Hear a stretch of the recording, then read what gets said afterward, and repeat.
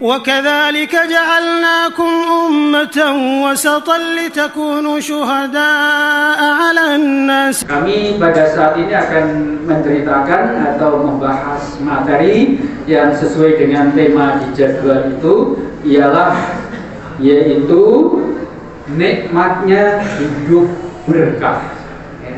Nikmatnya hidup berkah. Jenengan berpikir toh artinya berkah yuk. Dereng. Wonten sing pirsa nggih? Wonten. Ana sing urung ngerti. Nggih, kita bahas bersama. Yang sudah ngerti itu sebagai review, mengulang kembali kedua-duanya. Tambah kebaikannya, tambah hartanya, tambah nikmatnya, tambah ketenangannya, dan tambah kenyamanannya di dalam hidup ini, dan tetap selalu semakin dekat dengan Allah. Itulah makna daripada yaitu nikmatnya berkah. Hadirin jamaah rahimakumullah, apa ciri-ciri orang yang diberkahi oleh Allah? Tentu ada tanda-tandanya. Di dalam hal ini kami kemukakan ada sekitar 8 ciri tanda-tanda orang diberkahi oleh Allah. Yang pertama adalah orang itu selalu bersyukur dan memiliki sifat qanaah.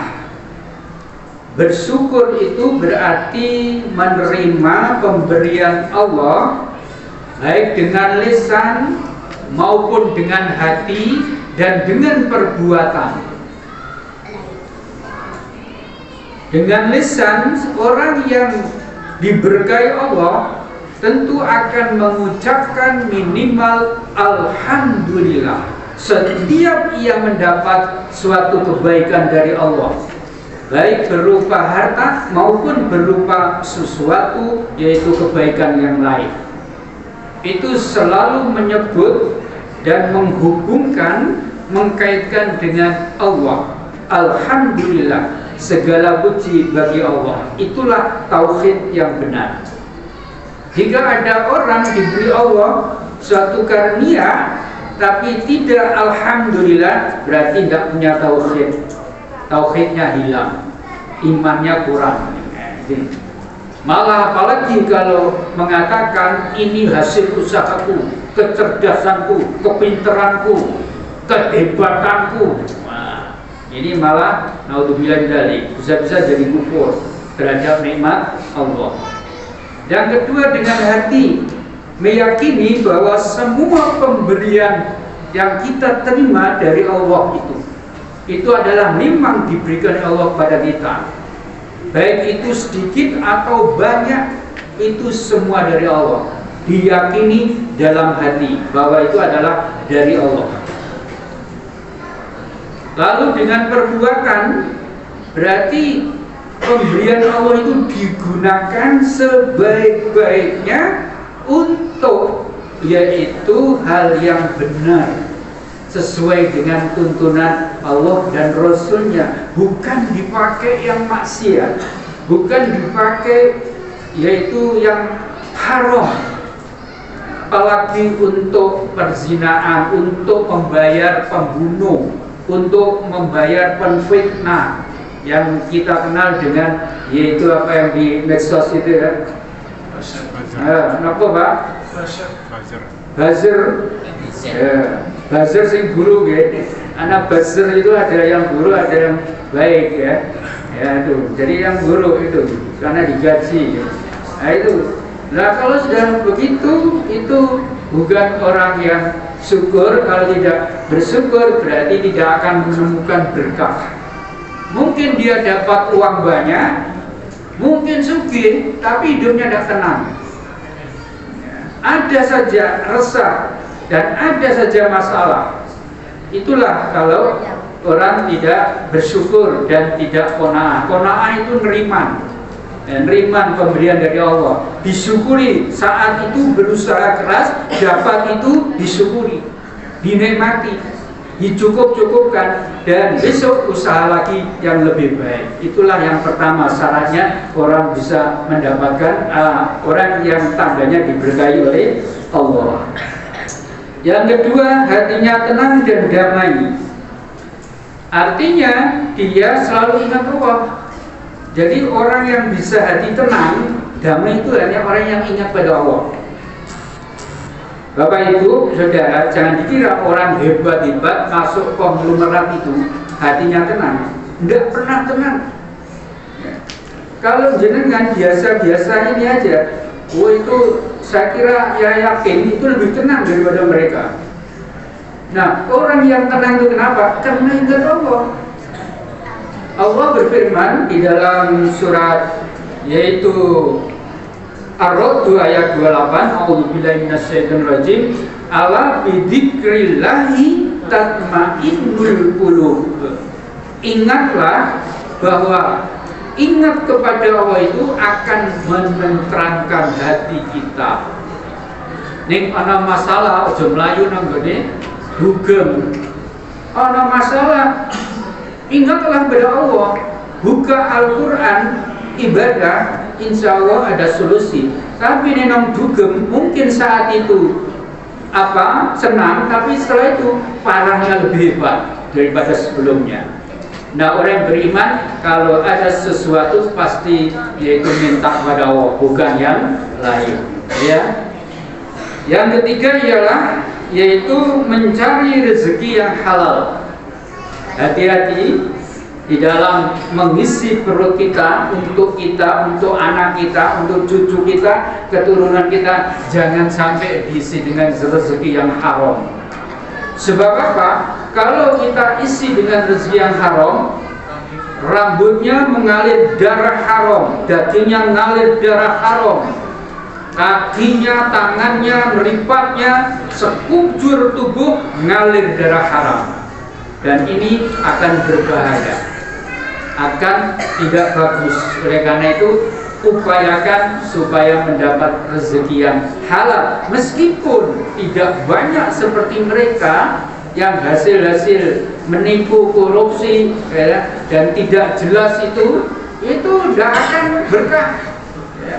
Yang berkah adalah yang halal, walaupun cukup pas-pasan, itu akan nikmat dan akan bahagia, akan senang. Karena itu carilah rezeki yang halal. Allah berfirman, A'udzubillahi minasyaitonir rajim, ya ayyuhalladzina amanu kulu min thayyibati ma razaqnakum washkuru lillahi in kuntum iyyahu ta'budun. Hai orang-orang yang beriman, yaitu carilah atau makanlah kamu dari yang baik-baik. Yang baik-baik ini yang dimaksud adalah di ayat lain yaitu halalan thayyiban.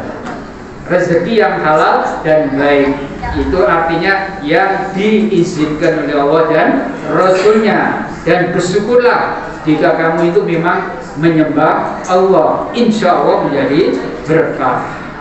Yang keempat ialah yaitu rajin beribadah dengan Allah, dekat dengan Allah. Jadi kalau orang tanda diberkahi Allah, semakin cukup walaupun tidak sugih. Artinya umpama di kampung kita semakin sugih, bukan semakin jauh Allah, tapi semakin dekat, semakin rajin berjamaah. Ya. Jangan seperti orang sana itu, begitu dulu miskin di masjid berhari-hari, berdoa terus, begitu sugih nggak pernah mampir masjid. Nah itu keliru. Jangan seperti Salabah, contoh ya. Nah itu waktu miskin, ya tidak pernah ketinggalan jamaah dengan Rasul. Begitu minta sugih, didoakan oleh Rasul, jadi orang sugih, lali sembarangnya, lali sholate, lali sodakoi, lali zakate, lali kabeh. Akhirnya diadab oleh Allah. Ya, itu ya. Jadi orang diberkahi Allah tetap dekat pada Allah ya. Karena apa? Di dalam sebuah hadis dijelaskan, barang siapa yang menjadikan akhirat sebagai tujuan utamanya, maka Allah akan memberikan kecukupan dalam hatinya, menyatukan urusannya, dan dia akan datang kepadanya dunianya. Jadi artinya kalau orang itu memikirkan akhirat, dunianya dapat. Tapi kalau orang itu mikir dunia, belum tentu akhirat dapat dan mungkin tidak dapat. Oleh karena itu, kalau kita mikir akhirat, insya Allah rezekinya akan dicukupi Allah. Tapi mikir dunia toh, jualan dunia toh, dan belum tentu dapat berkah.